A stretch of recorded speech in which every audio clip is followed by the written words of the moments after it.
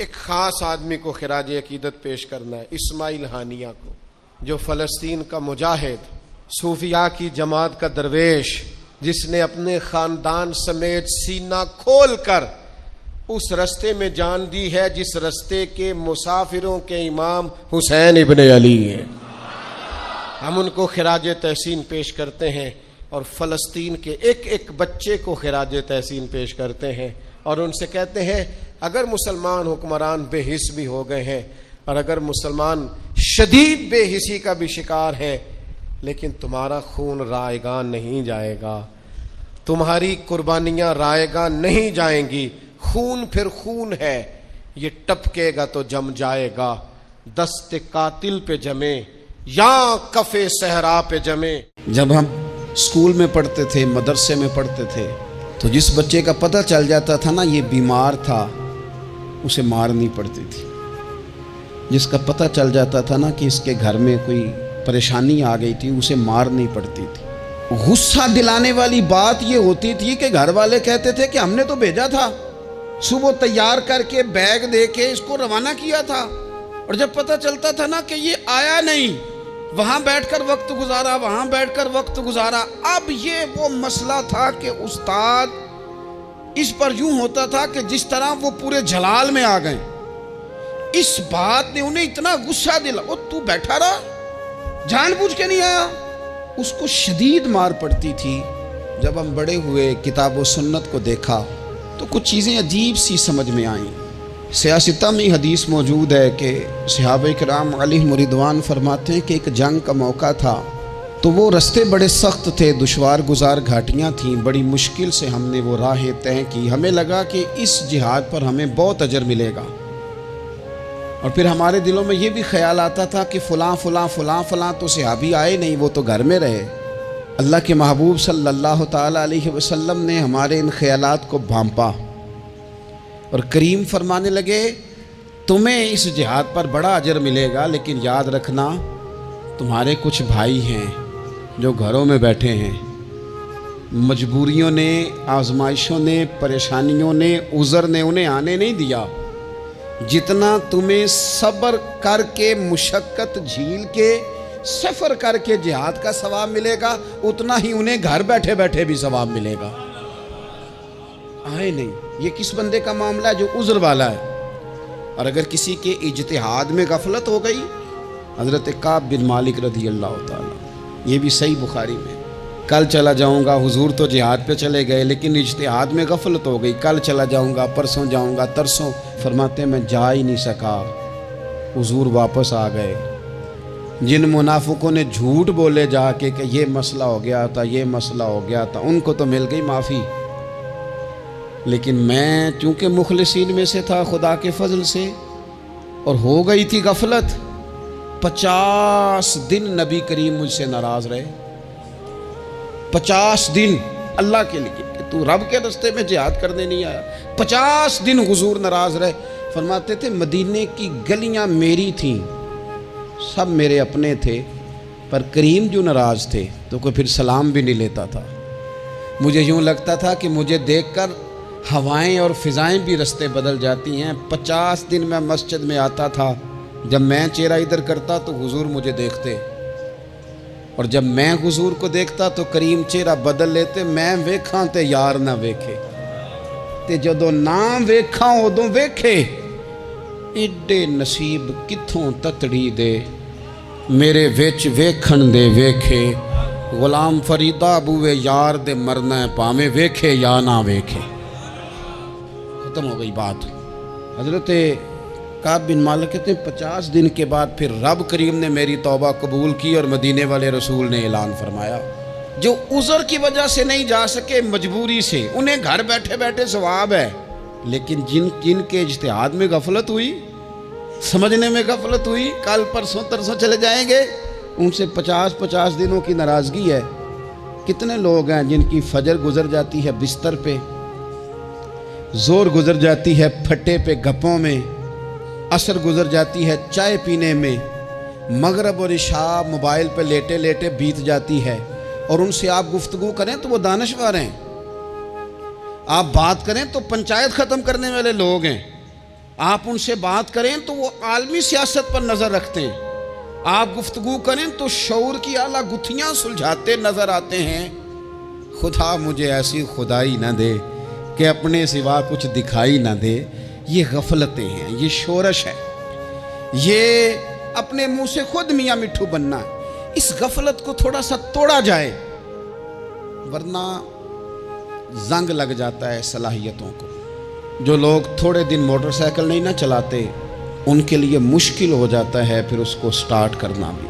ہمارے استاد کہا کرتے تھے جو لوگ پڑھاتے نہیں انہیں کتابیں بھولنے لگ جاتی ہیں، جو لوگ کوئی کام کرتے نہیں پھر وہ آہستہ آہستہ وہ زنگ آلود ہو جاتا ہے، وہ کہتے ہیں اب نہیں ہو سکتا تم سے، اب مشکل ہے۔ سجنوں، دوستوں، بزرگوں، بھائیوں، جو لوگ شروع میں عبادتوں کے عادی نہیں ہوتے، وقت ضائع کرتے ہیں، بڑھاپے میں دل کرتا ہے توبہ ہو جائے، لیکن اپنے ماتھے کو سجدے کی عادت ہی نہیں ڈالی۔ یہ جسم جھکنا اس کا عادی نہیں ہوا کہ رب کی بارگاہ میں جھکے، اس کا مزاج ہی نہیں تہجد پڑھنے کا۔ سارا کچھ ہو جاتا ہے۔ میں نے سیاست کرنے والے، پنچایت ختم کرنے والے، چودراہٹ کرنے والے، وزاداری رکھنے والے راتوں کو تہجد پڑھتے بھی دیکھے ہیں۔ میں نے قرآن پاک سے پیار کرتے دیکھے ہیں، میں گواہ ہوں بہت سارے لوگوں کا۔ یہ کام ہو جاتا ہے، شرط یہ ہے کہ بندہ اپنی غفلت کی پٹی تھوڑی دیر کے لیے کھولے۔ دوسری بات یہ کہ ہم خوش فہمیوں میں بڑا زندہ ہیں، بڑا زندہ ہیں، بڑا اوہو، یعنی 2 4 5۔ کچھ لوگ کہتے ہیں اللہ کریم بڑا ہے۔ اللہ اگر کریم بڑا ہے نا میرے بھائی، تو نبی پاک صلی اللہ علیہ وسلم نے فرمایا وہ بڑا بیوقوف ہے جو خدا کی رحمت کی امید بھی رکھے اور اللہ کو ناراض بھی کرے، تو بیوقوف بندہ ہے۔ اگر وہ کریم ہے تو پھر تو محبت میں ہی اس کی بات مان، بات تو پھر بھی نہیں مان رہا۔ کچھ لوگ کہتے ہیں نبی پاک صلی اللہ تعالیٰ علیہ وآلہ وسلم شفاعت کریں گے۔ بھئی ہمارا تو سہارا ہی اس بات پہ ہے، حضور سفارش کریں گے، پر نبی پاک نے درجنوں جگہوں کہا ہے جو میرے طریقے پہ نہ چلے فلیس منا، مجھ سے نہیں۔ حضور نے فرمایا جو بڑے کی توقیر نہ کرے، چھوٹے پہ رحم نہ کرے، وہ مجھ سے نہیں۔ فرمایا جو ملاوٹ کرے وہ ہم میں سے، تو یہ حدیثیں بھی تو یاد رکھو نا۔ شفاعت کی بات انکار نہیں، حضور گناہگاروں کی ہی کریں گے، لیکن یہ حضور نے جو ہمیں اسباق پڑھائے یہ کس لیے پڑھائے؟ یہ بھی تو ہماری سمجھ کے لیے ہے نا۔ یہ ساری چیزیں ہم نے غفلت بنا کے اپنے اوپر اوڑھ لی۔ اور پھر سب سے بڑی بات یہ، جو لوگ جنت کے وارث اور مالک ہیں نا، کریم محبوب نے فرمایا یہ جو میری بیٹی فاطمہ ہے جنتی عورتوں کی سردار ہے، تو یہ تو جنت کی مالکہ اور وارثہ ہیں۔ وہ تو ساری رات ہی نماز پڑھتی تھی، وہ تو سارا دن عبادت کرتی تھی۔ پاک سب سے زیادہ تو ان کو تھا، تو یہ تو 1 منٹ کے لیے مصلی سے جدا نہیں ہوئے۔ اور جنہوں نے صرف امید لگائی ہے، کوئی ان کے پاس ڈگری نہیں، وہ بن کے بیٹھ گئے ہیں۔ وہ کہتے ہیں جناب جنت، مطلب ہم جسے کہیں گے معاذ اللہ وہ ہو جائے گا، دوسرے کو جانے دیتے ہیں۔ اپنی زندگی میں خوش فہمیاں نہ لائیں، یہ غفلت پیدا کرتی ہیں۔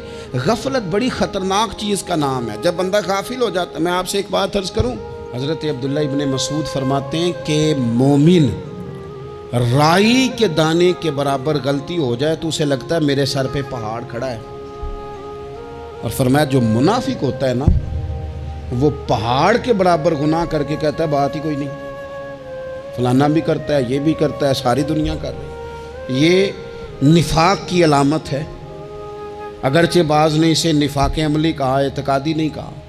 عزیز دوست، جب آپ چھوٹی گناہ چھوٹی غلطی کرتے ہیں تو پھر وہ چھوٹی چھوٹی غلطیاں پہاڑ بنتی ہیں، چھوٹی چھوٹی۔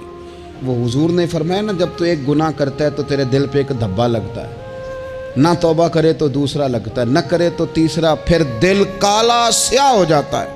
چھوٹی چھوٹی غفلتیں بڑی غفلتوں کو جنم دیتی ہیں، چھوٹی چھوٹی کمزوریاں بڑی کمزوریوں کو لے کے آتی ہیں۔ اسی طرح بخاری مسلم میں حدیث ہے، نبی پاک صلی اللہ تعالیٰ علیہ وسلم نے فرمایا کچھ لوگ کھلم کھلا گناہ کریں گے قیامت کے قریب۔ اعلانیہ، یا رسول اللہ صلی اللہ علیہ وسلم وہ کس طرح؟ تو حضور فرماتے ہیں انہوں نے رات کو غلطی کی تھی، رب نے ان کی غلطی پر پردہ ڈال دیا، انہوں نے سویرے اٹھ کے خود لوگوں کو بتانا شروع کیا، اور دیکھا میں نے رات یہ کیا معاذ اللہ۔ فرمایا جب انہوں نے اللہ کے پردے کو کھولا تو پھر رب نے بھی ان کا پردہ کھول دیا۔ او میرے دوستو بتاؤ نا، جس کے رب پردے کھول دے پھر کون ہے جو اس کی پردہ داری کرے؟ کون ہے جو پردہ پوشی کرے؟ حضور فرماتے اس نے کلم کلا گناہ، فخر سے بتاتے ہیں لوگ یہ کرتا۔ میں بڑے ادب سے عرض کروں گا بزرگوں کی خدمت میں جو بڑی عمر کے ہیں، جن کی اب اولادیں ہیں، اگر ان کی زندگی میں کچھ ایسی کمزوریاں ہیں تو بچوں کو سمجھانے کے لیے بھی اس کو ڈسکس نہ کریں۔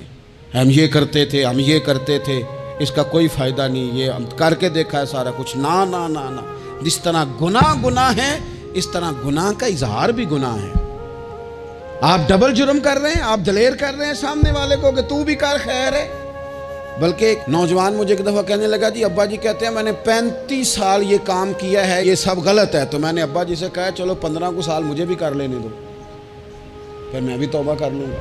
یہ ہم لوگوں کو دعوت دے رہے ہیں کہ غلط کام کرو۔ قرآن مجید کو آپ دیکھیں گے نا سورہ یاسین کے اندر، یہ بھلا کفر کیوں ہوتا تھا، منافقت کیسے پیدا ہوتی تھی، بت پرستی کیسے عام ہوتی تھی، دنیا کے اندر ستارہ پرست، سورج پرست، چاند کی پوجا کرنے والے یہ لوگ کیسے پیدا ہوتے تھے؟ غفلت کی وجہ سے۔ جیسے جیسے یہ اللہ کی بارگاہ سے دور ہوتے جاتے، یہ مختلف قسم کی عبادتوں میں، شرک میں، کفر میں مبتلا ہوتے جاتے۔ قرآن مجید سورہ یاسین کے اندر ارشاد فرماتا ہے کہ اللہ تبارک و تعالیٰ نے قرآن مجید کو اس لیے اتارا ہے لِتُنذِرَ قَوْمًا مَا أُنذِرَ آبَاؤُهُمْ، تاکہ آپ ان لوگوں کو ڈرائیں جن کے باپ دادا کو نہیں ڈرایا گیا۔ اور نتیجہ کیا ہوا؟